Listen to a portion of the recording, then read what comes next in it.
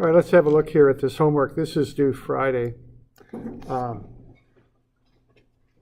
right, so this is out of the packet. So remember, everybody, you want to have a copy of this thing. It will make life easier. So it's the book for the class.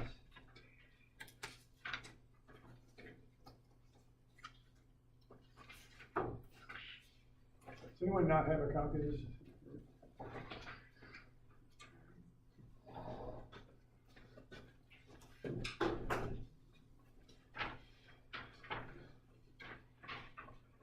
So that's what I handed out in class on Monday.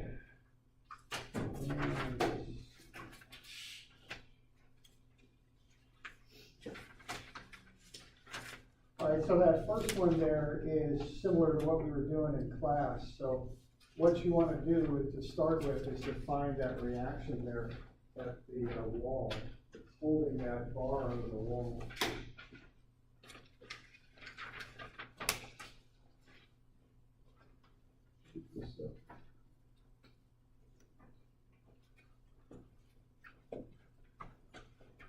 All right, so what we want to do on the first one is start by finding the reactions.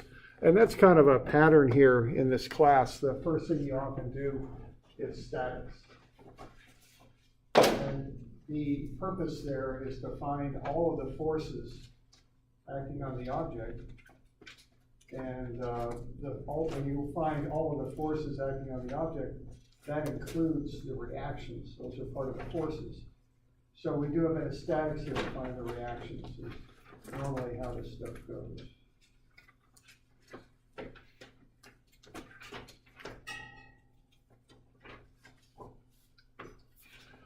All right, so we start by finding the reactions, and that's just going sum of fx. So I guess before I jump into showing you a bit of this, are there questions on this one in particular?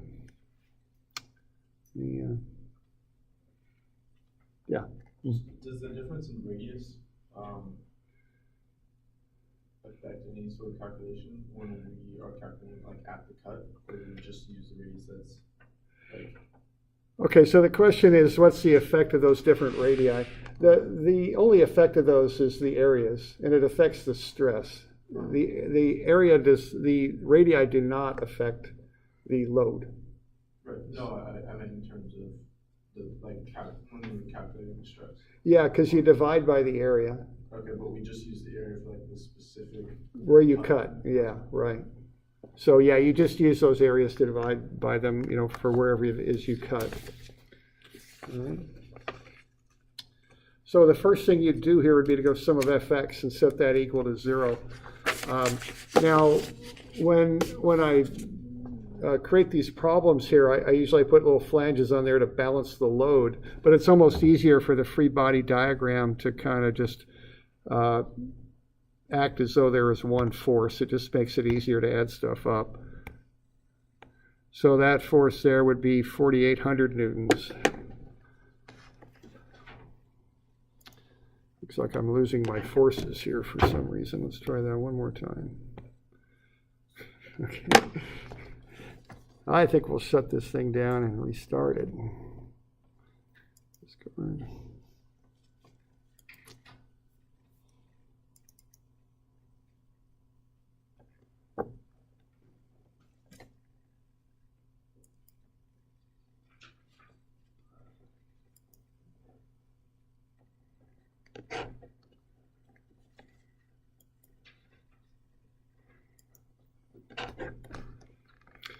All right, so as far as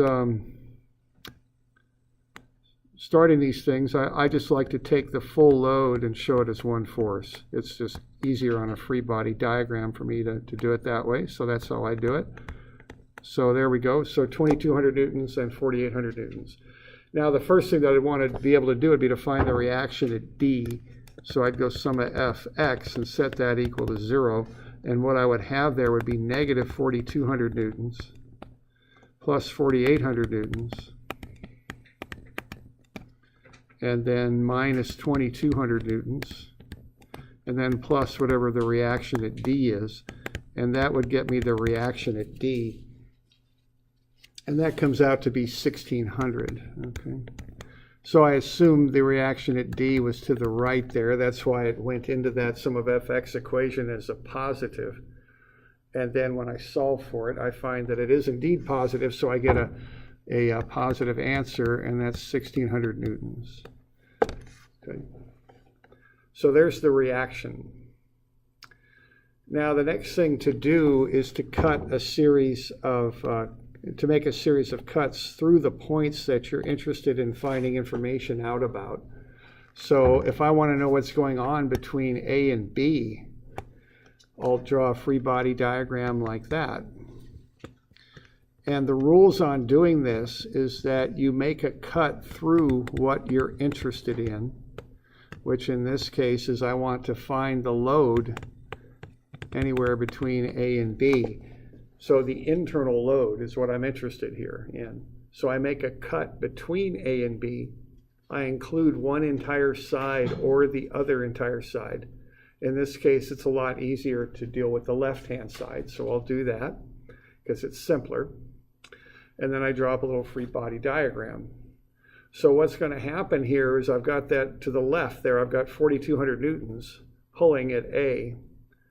What the bar has to do, or the shaft, whatever you want to call it, it has to generate an equilibrium force to hold itself in equilibrium.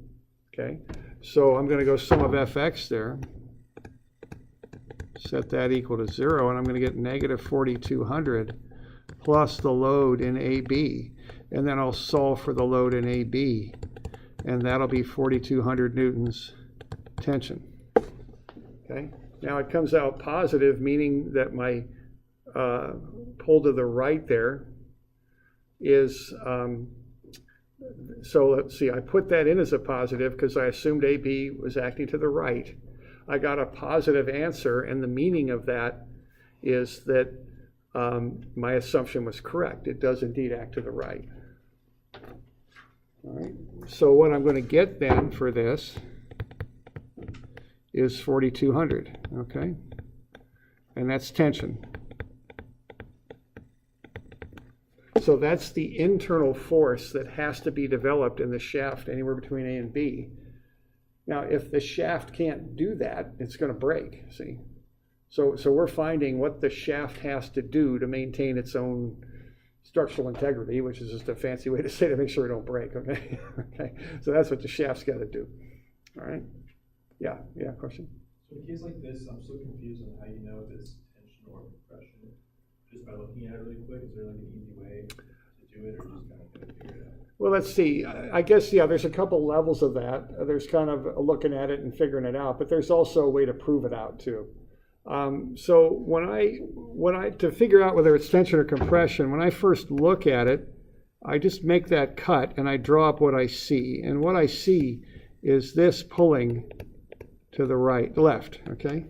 Now, if that's pulling to the left, internally, it's got to pull to the right to hold together, to hold equilibrium. So that gets me a pretty quick indication that I'm pulling here. You know, pulling is acting out away from the object. That's what pulling is. And so that would be tension. Now, it gets proved out when I do it this, because I write an equilibrium equation. The 4,200 is to the left, so that's negative. My assumption of PAB was to the right, so that's positive. And so that went in as a plus PAB because I assumed it acted to the right. Now, that's what goes into a statics equation, is what you assume. Now, the sign you get on your answer, which in this case is a positive sign, infers whether or not your assumption was correct or not. And I got a positive answer. That means, yeah, I assumed correctly. It does act to the right, and it's in tension. Okay, is that it? Yeah, is that good? Okay. Yeah, question there? And when you write PAB, you mean tension, correct? PAB, P for some reason is used for load or force. So it's just what PAB means is the force, but internal force anywhere between A and B. That's the meaning of it. Now, it doesn't necessarily mean tension. I mean, I could have drawn it to the left and it would have been compression. So it means load. Now, the direction I draw the arrow, that's what infers tension or compression. Yeah. Tension is pulling, compression is pushing. It's not left-right. It's pulling versus push. All right. And We good with that? Okay. Now, I could have just as well used the right-hand side. Now, I wouldn't have because it's a little harder. It's got more stuff there, but it would have worked out too. But why don't we just, for the fun of it, let's just do that. So we got 1,600 newtons doing that, and then we got 2,200 doing this, and then we got 4,800 coming back this way. Okay, and let's just for fun, let's assume PAB is to the right also on this one, just to do it that way. Now, when I do that, what's happening now is I'm assuming PAB is compression. It's pushing, acting towards the object. That's a compressive assumption, okay? Now, when I write up my equation here, which I'm going to be a little pressed for space here, so I'll do the best I can with that. It's the sum of fx is 0. PAB is to the right, so it goes in as a positive. Okay, then I got plus 4,800. And then I'll have minus 2,200, and then I'll have plus 1,600. Now, when I solve for PAB, what I'm going to get this time is I'm going to get negative 4,200. Now, what the negative means is I assumed wrong. It doesn't act to the right. On this side, it acts to the left. Okay? So what PAB does is it goes that way, and it's 4,200. So what you'll notice here is in both cases, my answer worked out to the fact it's pulling. Even though on the right-hand side, or left-hand side, it pulls to the right, and on the right-hand side, it pulls to the left. In both cases, it's pulling, and that's tension. Okay, so that's kind of the deal with that. All right. So that's how you find those internal forces. We good with that? Got any questions on that?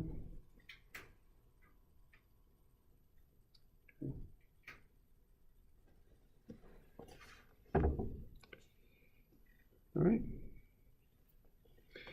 So that's the drill on that. And you want to get used to that because we do this a lot. I mean, because it's strength of materials, we're concerned about what's happening inside the object. That's what we're looking at. We use the statics to find the external forces, but then we go in and find the internal forces. That's what we do. Okay.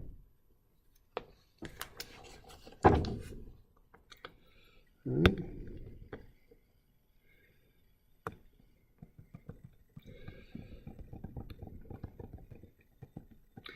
All right, now the next bit then is to go ahead and find these stresses.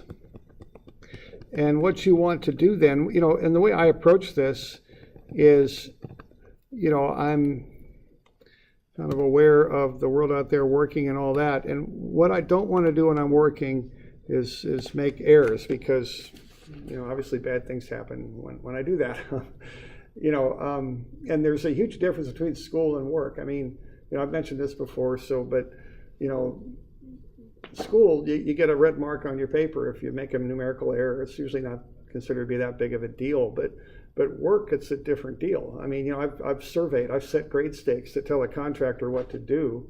If I misset one of those grade stakes, that can be bad, like really bad. Like people can get mad, people start losing money and time and all that, and money especially. When people start losing money, things are a little different issue, like they're not quite as friendly and they start blaming people and all that. So, you want to develop habits so that you minimize your errors. I mean, we all screw up. I mean, we all do, not all of us, but there was one guy, a friend of mine worked with who never screwed up, and people didn't like him because he never screwed up. but most of us do. It's going to happen. It's okay.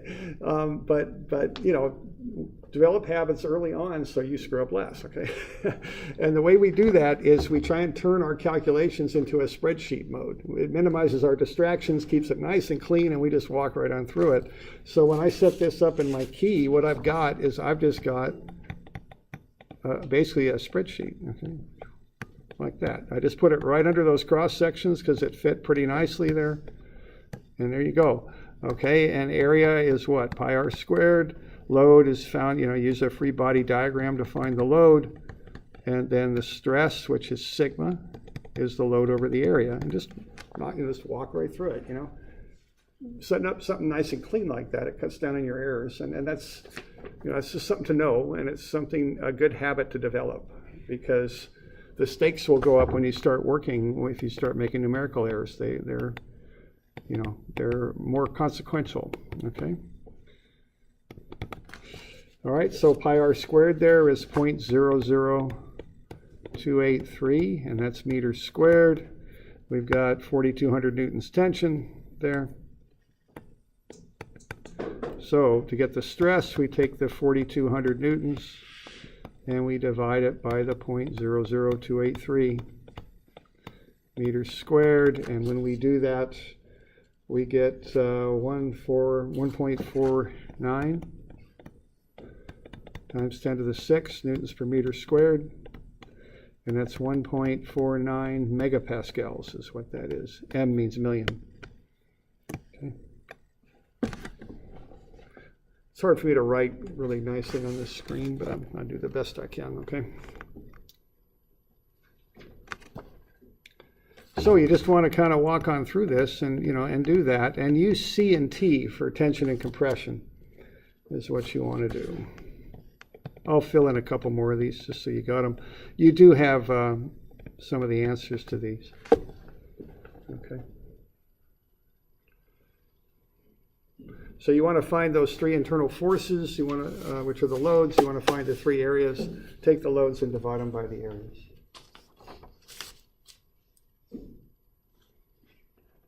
Okay. Yeah. Question. Do you record and post all of your lectures? Yeah. On the website? You do? Okay. Yeah, so in Moodle, which is our, like, if you're from OSU, I think you use Canvas there. Right. We use something called Moodle, same thing. There'll be links. Just click on the link. Also, I have a channel. Of course, I can't remember what I called the thing, but there's a, you can just subscribe to the channel too. Kids, yeah, it's a YouTube channel. Yeah, so, whatever. Is there a link to that on Moodle as well? No, there isn't.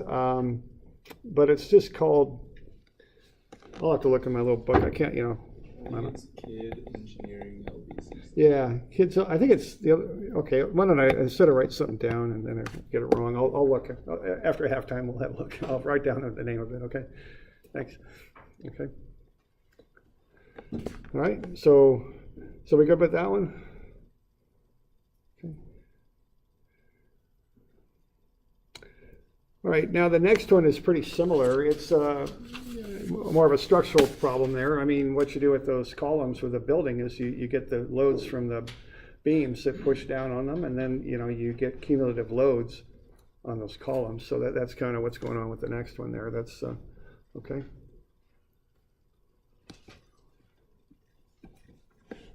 So we got something like that.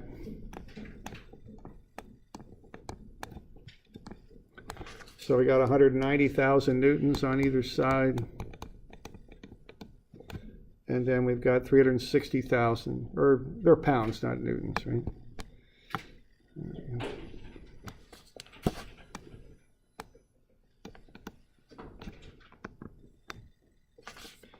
And this is 360,000.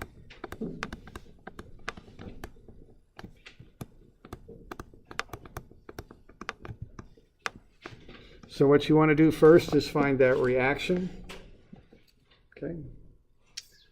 And then you just find the internal forces and divide out the areas. The column's just 4 inches by 4 inches, so pretty quick to get the area. And then you just go ahead and find those internal forces, just like the previous problem, to find the areas, okay?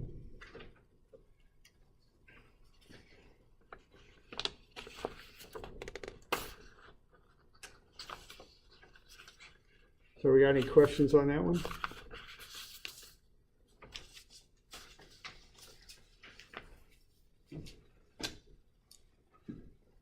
All right.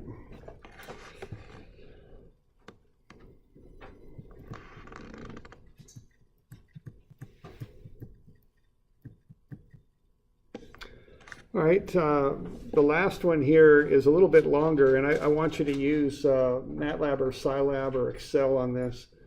I think the mechanical engineers, you use MATLAB a lot over at OSU in the junior year. I think the civil kind of engineers, you use more Excel. So get used to using those. Those are, good tools to know how to use. So what we've got there is load and deformation. That's the information given. Now, what you want to do with this is get to a stress strain curve, okay, that looks something like that. And that's actually Excel from about 1990. That's what it used to look like. It's a little fancier now, but that's, so now what you're going to do, you're going to put stress on the y-axis. So I'm just thinking of common errors to kind of warn you about. The first thing is stress on the y-axis, strain on the x. It has to be that way. The second thing is you're given load. You need to convert that into stress. You're given the deformation, which is delta. You got to convert that into strain. So you got to work with the list of data, and build a little spreadsheet, or like I say, MATLAB or whatever, to get that worked into stress and strain. Okay. Now the next thing is, if you're using Excel, do not use an XY plot, okay? Because Excel is actually a business program. That's where it comes from. XY plots space the X increments the same amount every time. It'll screw up the look of your graph. What you want is a scatter plot if you're using Excel. Okay? Don't go XY, it doesn't work, okay? And then the last thing is find the answers. I ask you 4 questions. Now, in the past, I've had people just turn in a graph. Well, no, that's not how that works. If you're working for somebody and your boss or a client or whoever, they ask you a question, you don't just hand them a graph. Your job is to interpret the graph and tell them what the answer is, okay? You generate the graph, but you also tell them, here's the answer. Okay, so what I want are those 4 values: E, proportional limit, yield stress, and ultimate stress, and get your answers to them, put it in a box. Okay, so put that on your graph. You can do that by hand if you want. Yeah. And does this graph that we're looking at right now tell us those 4 things? Yeah. Okay. Yeah. Okay. Okay. So there's the data. Okay. Yeah. Question. Can we use the data, plug it into a table, and then use Excel math to, I guess, get to the plugins for the graph? Yeah, sure. Yeah, absolutely, yeah. We don't have to do it by hand? No, I don't want you to. I want you to use Excel. Okay. Yeah. Now, when you turn this in, just turn in a plot. I don't need the file, I don't need the code. I just want a page that plotted up. Turn in your graph, plot, turn it in. Yeah, that's all I want, okay? I don't want the actual file turned in electronically. I just want the plot. Okay. So you got the load. Okay, you're going to want to find the normal stress. Now what the normal stress is sigma. That's P over A. So that'll go there. And then you got the deformation. Now that's delta. Load is P. Okay. So what you're going to want is the strain, which is delta over L. So last time I was warning you about all these Greek letters. Well, now we're starting to use them, okay? So what you're going to plot up is sigma and epsilon, okay? That's what you plot, the stress and the strain, okay?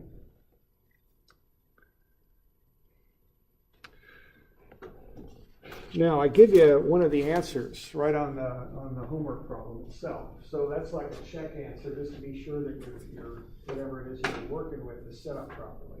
Okay, and it's boxed in there. It's on page 2. It says sample answer. So where you've got the load of 30,000, I give you the values for all of those things. Okay. So that's just to help you, just to make sure you don't have any errors with your, and if your spreadsheet works for the one, it ought to work for all of them, okay? All right. So what you're going to want to do here is get this area here, okay, get that figured out, 000129. That's what that'll come out to be. I keep that in meters is how I like to approach that, okay? And then just go ahead and work through this thing. I mean, that's really about it. Just set up a spreadsheet to do it, or MATLAB or Scilab or whatever. Now, what you're going to do is you're going to find E. So what E is the slope of this rising limb of the graph.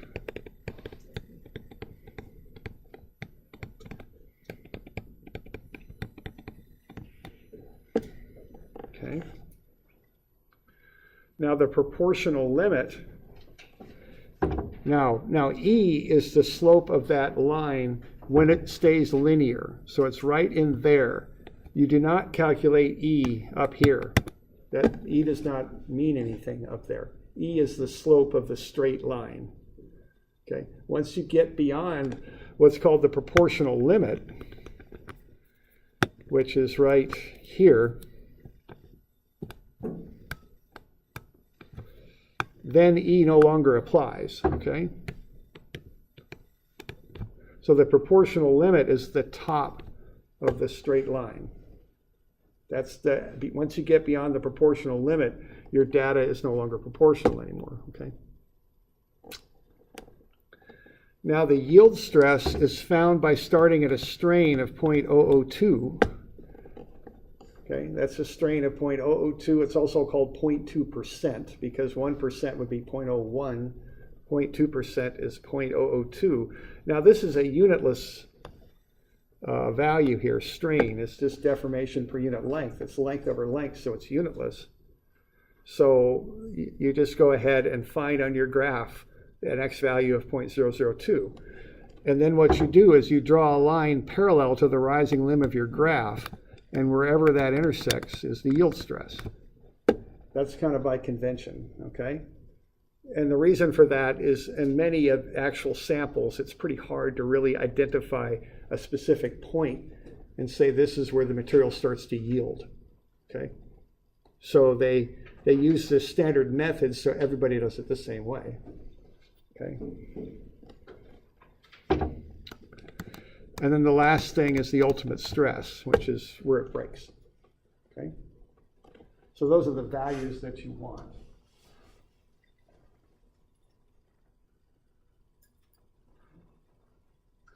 And then just put them, write them up, put them in a box. Now, I want the graph itself made with Excel or MATLAB or Scilab or whatever. However, the answers and the yield stress, you don't have to do that if you don't want in Excel. You can just do those by hand. Okay? With, like that, you can just take a pencil and a straight edge and draw a line. That'll be fine. Okay.